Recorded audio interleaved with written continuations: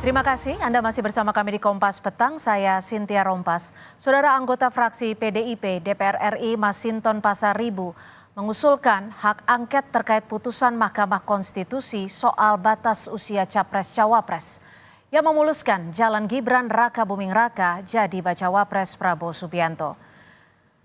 Hal ini disampaikan Masinton di tengah rapat paripurna DPR meski sempat terkendala mati mikrofon. Masinton tetap mengajukan hak angket terkait putusan MK. Masinton menilai putusan MK menginjak-injak konstitusi karena prosesnya tak sesuai dan mengancam demokrasi.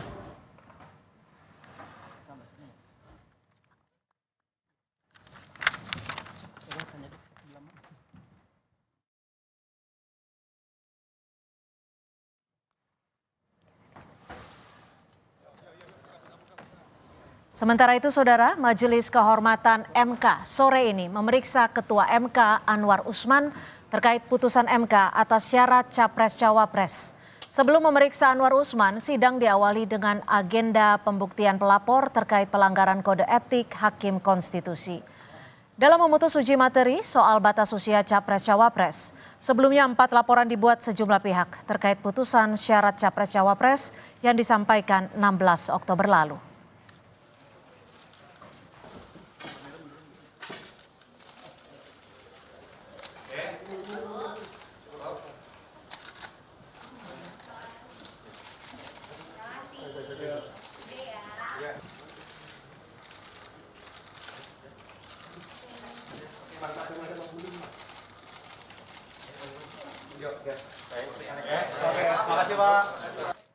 Anggota DPR Komisi 11 fraksi PD Perjuangan Masinton Pasaribu mengusulkan DPR gunakan hak angket terhadap MK. Buntut putusan yang mengubah syarat menjadi Capres-Cawapres yang memuluskan jalan putra sulung Joko Widodo, Gibran Raka Buming Raka sebagai Cawapres. Masinton menilai putusan MK itu sebagai tragedi konstitusi. Apakah ini akan menjadi awal seteru PD Perjuangan dengan Jokowi? Lalu seberapa kuat usulan ini akan mendapat dukungan politik dari partai lain? Kita akan bahas bersama anggota DPR fraksi PDI Perjuangan. Sudah hadir di studio, sudah ada Bang Masinton Pasaribu, pengamat politik Pak Ikrar Nusa Bakti. Terima kasih sudah bergabung kami di studio dan juga melalui sambungan Zoom sudah ada Wakil Ketua Umum Partai Gerindra Pak Habibur Rahman. Selamat sore Pak Habib. Selamat sore, Assalamualaikum. Waalaikumsalam, Bib. Yo, Om Inton, Pak Ikrar. Baik, saya akan langsung ke Bang Masinton. Bang, kalau dilihat hak angket yang tadi Abang ajukan, apa sebenarnya? Apakah ini menjadi bentuk sebagai serangan? Jadi tadi dari PDIP ke Jokowi? Di paripurna tadi saya lakukan interupsi, saya sampaikan tentang tragedi konstitusi tadi. Karena apapun kita nggak ingin nih sejarah ini dibikin mundur kembali. Apapun konstitusi itu bukan sekedar hukum dasar, bukan sekedar hukum yang tertulis. Tapi konstitusi itu adalah jiwa dan roh sebuah bangsa. Sebagai roh dan jiwa sebuah bangsa, maka dia harus dijaga betul konstitusionalitasnya. Nah, maka tadi saya sampaikan dalam sidang paripurna DPR RI bahwa kita berdiri di sini atas dasar konstitusi. Presiden maupun eksekutif, yudikatif memiliki kewenangan dan lain-lain atas dasar konstitusi dan perundang-undangan. Maka itu harus kita jaga. Dan saya sampaikan bahwa ini bukan persoalan partai politik, bukan persoalan capres-cawapres, tapi lebih dari itu adalah bagaimana kita menjaga independensi Mahkamah Konstitusi yang seharusnya dia adalah benteng terakhir ya untuk menjaga marwah konstitusi kita tadi itu. Maka saya menyampaikan, saya usulkan agar DPR RI menggunakan hak istimewanya, hak kelembagaannya yang diberikan mandat oleh Undang-Undang Dasar. Maka saya sebagai anggota DPR RI mengusulkan agar DPR menggunakan haknya untuk melakukan penyelidikan terhadap pelaksanaan undang-undang tentang Mahkamah Konstitusi itu. Baik, sebelum ke Pak Ikrar saya akan ke Pak Habib terlebih dahulu. Pak Habib, bagaimana respon Anda terkait hak angket yang diajukan Bang Masinton ini? Anda sempat Ya. menyebut bahwa bingung. Maksudnya bingung gimana nih? Iya. Ya, jadi tentu kita juga bukan hanya bingung, prihatin ya, apa namanya, bahwa pemahaman mendasar soal relasi antara lembaga eksekutif dengan yudikatif sepertinya kita rasakan tercemar dengan yang namanya kepentingan politik ya. Jadi gini, secara azas yang namanya yudikatif itu tidak bisa diawasi ya, kerjanya oleh yang namanya lembaga legislatif. Mahkamah Konstitusi itu kan lembaga yudikatif ya, dan diatur azas tadi diatur dengan jelas baik dalam Undang-Undang Dasar 45 maupun dalam Undang-Undang MD3 bahwa yang bisa menjadi objek pengawasan dalam konteks ini adalah penggunaan hak angket itulah kebijakan eksekutif ya, secara redaksi disebut pemerintah ya. Jadi Mahkamah Konstitusi itu bukan lembaga eksekutif sehingga nggak bisa, dan ini bisa akan menjadi menjadi masalah besar ya dalam sistem ketatanegaraan kita. Ketika ada putusan pengadilan, pasti ada orang yang senang, ada orang yang tidak senang, ya kan? Ya. Tinggal apakah ada upaya hukum atau tidak. Tetapi kalau kita tidak senang terhadap putusan pengadilan, mungkin karena persoalan kepentingan kita ya yang berbeda, lalu yang dia tempuh adalah cara politik ya dengan seperti mengajukan hak angket ini. Ini kita nggak pernah ketemu sebelumnya, benar-benar nggak pernah ketemu gitu loh. Serumit apapun masalah politik, tapi merespon putusan pengadilan dengan aksi politik, saya pikir ini baru pertama kali gitu kan. Oke, itu yang menjadi Nah, alasan yang membuat kebingungan saya Anda ya? Baik, benar-benar bingung, dan saya pikir ya baik. ya silakan kalau faktanya ada yang mengajukan hak angket Baik. ini ya, tapi benar-benar ini buat saya ini hal-hal yang belum pernah Oke. kita lihat sebelumnya gitu. Jadi Bang Masinton, saya sebelum bisa- ke Pak Ikrar, silakan. Ya. Mungkin langsung mau dijawab. Jadi itu Pak Habib 2017 lalu itu ada putusan dari MK juga ketika saya masih di Komisi 3 DPR RI pada saat itu Ya. melakukan hak angket terhadap KPK. Itu juga disampaikan apakah dia menjadi objek dari angket ya DPR RI karena KPK adalah lembaga hukum. Nah, di situ diperkuat oleh putusan MK bahwa KPK adalah bagian dari objek yang bisa dilakukan angket penyelidikan oleh DPR karena dalam konteks pengawasan pelaksanaan Undang-Undang 30 tahun 2002 Ya. pada saat itu tentang KPK. Jadi sama dengan ini, yang kita tidak boleh masuki adalah ranah kewenangan independensi kehakiman itu, yang itu nggak boleh.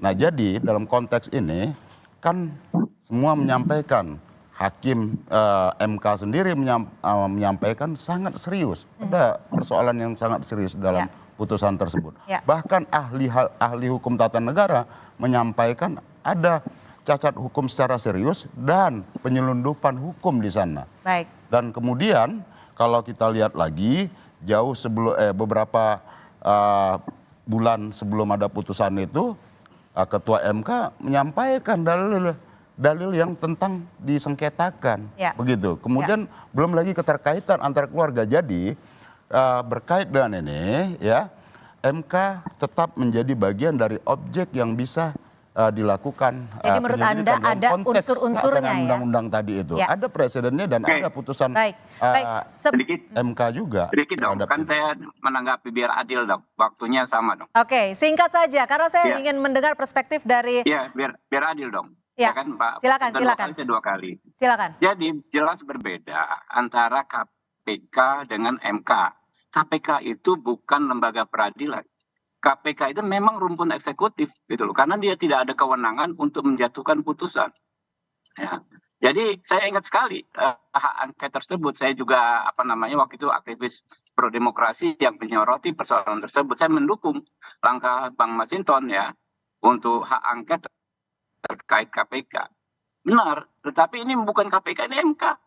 Beda. Ini dan bahkan yang saya tangkap dari rekaman tadi yang disampaikan Pak Masinton di di rapat paripurna, ya benar soal putusannya MK gitu yang dipersoalkan, yang dianggap tidak adil dan lain sebagainya. Ya, itu yang menurut saya akan menjadi masalah ketatanegaraan kita ke depan kalau putusan pengadilan yang seharusnya inkrah ya, dipersoalkan secara politik. Gitu.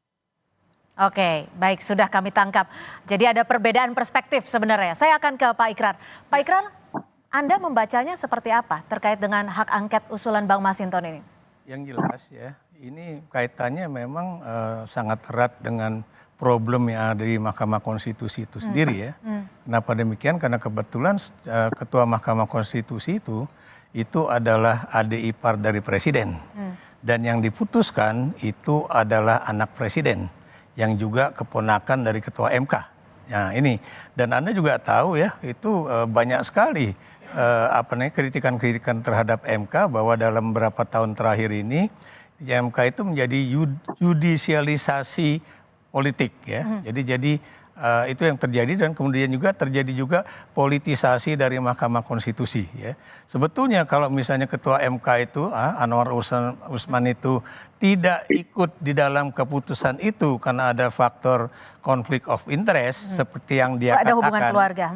Bukan, itu juga yang diucapkan oleh Anwar Usman sebelum dia ikut di dalam pertemuan itu. Jangan deh, saya kan ada konflik of interest, tapi ternyata kok dia kemudian masuk.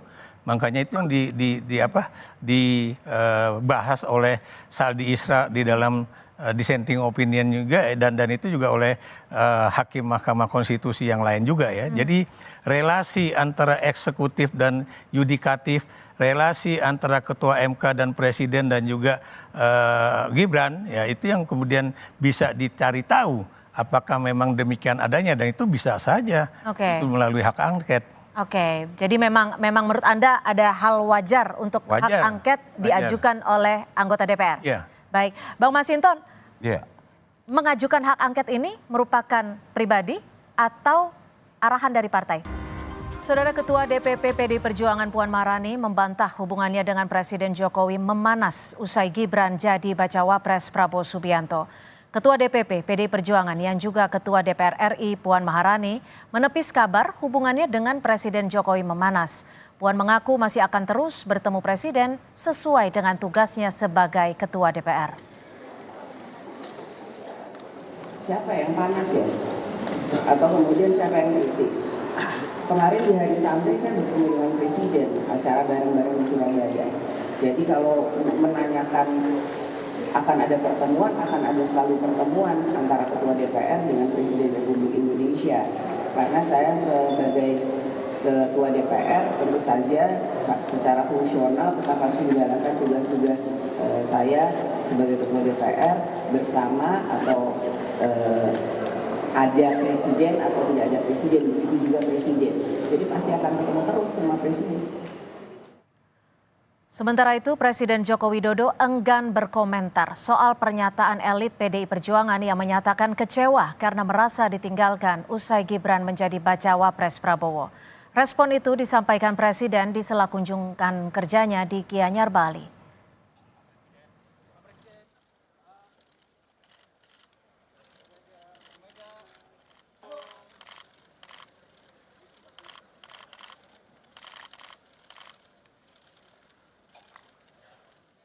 Pak yang bilang dia kecewa karena Bapak sekarang menjauh seperti itu, Pak Pro ke sebelah seperti apa Pak? Saya nggak ingin mengkomentari. Terima kasih Pak. Dan kita masih akan membahas, masih bersama narasumber kami, sudah ada di studio dan juga masih ada Pak Habibur Rahman melalui sambungan Zoom. Saya akan ke Pak Ikrar. Pak Ikrar, MK, Majelis Kehormatan MK saat ini sedang menggelar sidang pelanggaran etik. Perspektif Anda, apa yang bisa diharapkan dari seorang Jimli Asidik yang anaknya juga sedang mencalonkan atau mendaftar sebagai caleg yang mendukung Prabowo Subianto? Ya, jadi ini suatu tantangan besar ya bagi Jimli Asidiki ya untuk kemudian membuktikan dia sebagai mantan ketua MK, dia juga adalah seorang akademisi dalam bidang hukum tata negara untuk bisa mendudukkan dirinya bahwa dia adalah seorang yang netral. Ya. Kenapa demikian? Karena keraguan itu sudah muncul ketika beliau diangkat ya oleh Ketua Mahkamah Konstitusi untuk menjadi salah seorang yang menjadi anggota Majelis Kehormatan Mahkamah Konstitusi ya. Nah ini yang menurut saya sangat penting. Kalau kemudian putusan yang dibuat oleh Majelis Kehormatan MK ini ternyata juga tidak ada yang boleh dikatakan positif, ini akan menjadi suatu tanda tanya besar buat masyarakat ya.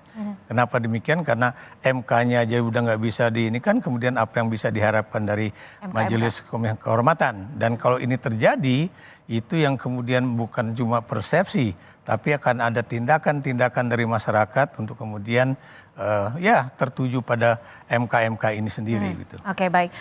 Bang Masinton, pertanyaan saya tadi, ini apa yang Anda lakukan merupakan memang hak angket dari pribadi atau arahan partai? Hingga saat ini sudah berapa orang yang setuju dengan Anda? Yang mengusulkan baru saya sendiri. Karena itu usul inisiatif saya sebagai anggota DPR RI, karena saya berpandangan ini persoalan serius. Bahwa tentang prasyarat dalam ketentuan pasal 79 itu bahwa hak angket dipergunakan untuk hal yang sifatnya penting, strategis, dan berdampak luas terhadap kehidupan masyarakat, bangsa, dan negara. Nah jadi bagi saya berpandangan kita nggak ingin ya proses reformasi dan demokrasi ini berjalan mundur ke belakang. Karena apapun ya reformasi itu mensyaratkan anti KKN. Maka TAP MPR nomor 11 tahun 98 itu adalah tentang penyelenggaraan negara yang bebas dari KKN dan kemudian tahun 99 produk turunan dari TAP tersebut. Tapi ini bukan bagian dari kritikan PDIP yang kecewa ya terhadap apa yang sudah terjadi belakangan ini? Kita tidak ada kaitan tentang kekecewaan karena berjuang itu bukan ada, nggak perlu kecewa-kecewa bagi saya. Tapi lebih dari itu adalah kita menjaga kewajaran dan asas konstitusionalitas dalam kita mengelola negara ini. Kita nggak boleh menggunakan satu putusan yang inkonstitusional. Saya menyatakan ini putusan ininya inkonstitusional, bertentangan dengan prinsip-prinsip konstitusionalitas itu sendiri. Ya, karena apa? Syarat dengan unsur nepotismenya. Itu yang dipermasalahkan orang hari ini. Dan kita nggak ingin mandat reformasi dan demokrasi ini ya berjalan mundur kembali. Itu kita tidak kehendaki. Apapun, semua bernegara adalah berkonstitusi. Kalau konstitusi sudah ditabrak, kita nggak ada lagi norma yang bisa kita jadikan acuan kebersamaan tadi. Ketika konstitusi dilanggar, yang muncul apa? Anarki. Kami sudah tangkap. Pak Habibur Rahman, kalau menurut Bang Masinton ketika konstitusi sudah ditabrak ini akan menjadi permasalahan besar. Tapi menurut Partai Gerindra sendiri, melihatnya ada upaya dalam tanda kutip penjagalan tidak sih dengan dimajukannya Gibran Rakabuming Raka sebagai bacawa pres Prabowo? Pak Habib, audionya masih terputus sepertinya.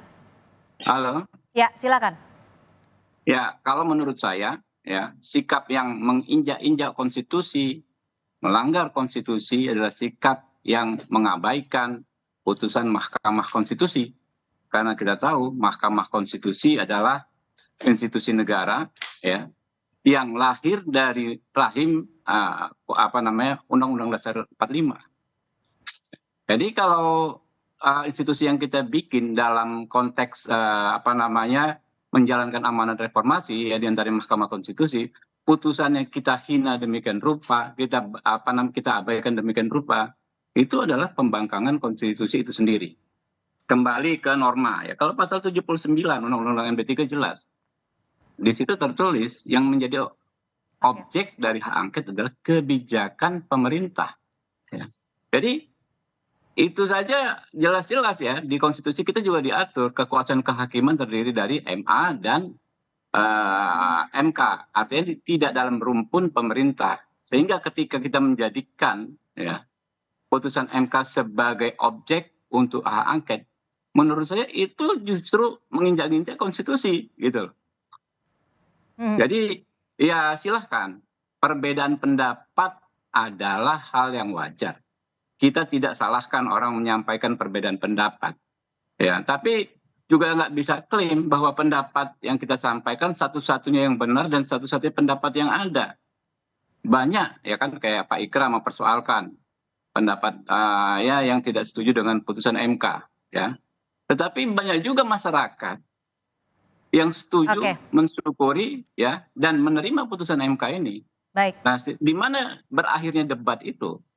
Debat itu berakhirnya kalau dalam proses hukum dalam putusan. Jadi kalau apa namanya majelis hakim sudah membuat putusan, berakhirlah debat seharusnya. Tapi ya silahkan saja kalau memang ada juga teman-teman yang tidak mau apa namanya tidak berkenan bersikap apa Jadi namanya menghormati konsekuen dengan apa langkah. yang diatur dalam rule of the game ya konstitusi kita gitu loh.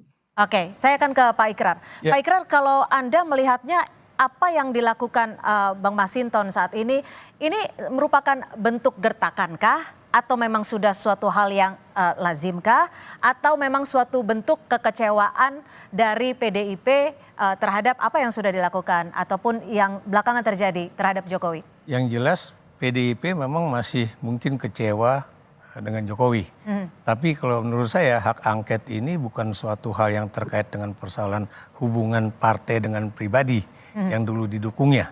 Tapi ini adalah persoalan yang terkait dengan apakah MK telah menjalankan tugasnya secara baik, dan itu ada kaitannya dengan tadi saya katakan relasi kekuasaan dan juga relasi kekeluargaan di situ, ya. Jadi kalau Bung Habibur Rahman mengatakan bahwa kalau kita menentang keputusan MK itu berarti kita menginjak-injak konstitusi, itu kalau MK sudah melakukan tugasnya dengan rel yang ada. Tapi kalau relnya itu dia ternyata belok-belok, itu buat saya kalau kita mempersoalkan putusan MK bukan kemudian kita menginjak-injak konstitusi, justru kita ingin menegakkan konstitusi itu sendiri. Oke. Dan karena itu buat saya apa yang diajukan oleh Masinton ini, ya, nah, nanti kalau memang lolos itu buat saya itu adalah hak dari sebuah anggota DPR, seorang anggota DPR dan kelompoknya untuk membahas apakah memang terjadi relasi kekuasaan antara presiden dengan Mahkamah Jadi menurut Anda Konstitusi. relnya memang belok-belok saat Kalau ini? buat saya ya, kalau dia relnya benar kan misalnya ketua Mahkamah Konstitusi harusnya memang tidak berada di dalam ruang itu untuk ikut memutuskan, karena dari awal dia sendiri mengatakan ada konflik of interest karena Gibran itu ponakan saya gitu kan. Tapi kemudian tiba-tiba dia ikut kan, makanya dipersoalkan paling tidak oleh 2 hakim konstitusi yang waktu itu juga mengeritiknya begitu. Ya, Bang Masinton, kira-kira kan Anda tadi menyebutkan bahwa besok baru akan bekerja nih. Ya. Saat ini baru Anda sendiri ya. Kita lagi membuat. Kira-kira dari partai mana saja yang bisa Anda ajak? Ya tentu kita akan mengajak seluruh teman-teman, minimal 25 orang syaratnya itu. 25 anggota untuk mengajukan ke paripurna DPR. Nah maka kita berharap teman-teman yang lain punya common sense yang sama. Ini ada ancaman serius terhadap konstitusionalitas kita. Maka apapun itu dalam prinsip check and balance, ya, hak ini bisa kita gunakan. Yang kita nggak boleh masuki adalah dalam ranah independensi kekuasaan kehakiman, itu ya kita tidak akan masuk ke sana. Tetapi kita harus tahu bahwa yang menjadi kegelisahan masyarakat hari ini, ya, ada unsur nepotisme dan lain-lain, ada unsur pelanggaran undang-undang di sana. Ini agar menjadi koreksi bahwa hakim-hakim MK itu adalah satu di antara syaratnya adalah dia harus negarawan.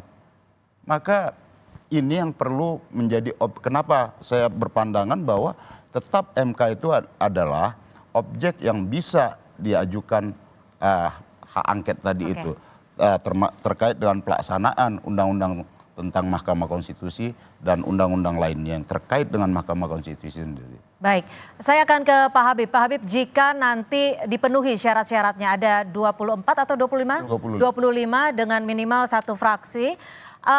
Apa upaya yang akan dilakukan oleh pihak Anda? Ya, saya sih masih berharap ya rekan-rekan bisa menyadari bahwa apapun persoalan politik kita, janganlah kita memaksakan, memperkosa sistem ketatanegaraan ya yang sudah ada gitu loh. Silahkan kita punya pendapat secara politik, punya kepentingan secara politik, nggak ada yang salah. Tapi kalau kita masuk ke bidang yang salah, ini akan menjadi presiden yang tidak baik. Ya, jelas-jelas lembaga yudikatif dimanapun nggak bisa ya dikritisi secara prosedurnya ya maupun secara substansinya oleh lembaga legislatif gitu. Dan saya nggak mau berandai-andai ada 25 orang yang setuju untuk mengajukan. Saya masih bisa berharap ya sepanas apapun situasi politik kita, tetapi kita masih bisa bersikap kepala dingin gitu loh. Masih banyak cara lain bagi kita masing-masing untuk memperjuangkan idealisme dan kepentingan politik kita masing-masing.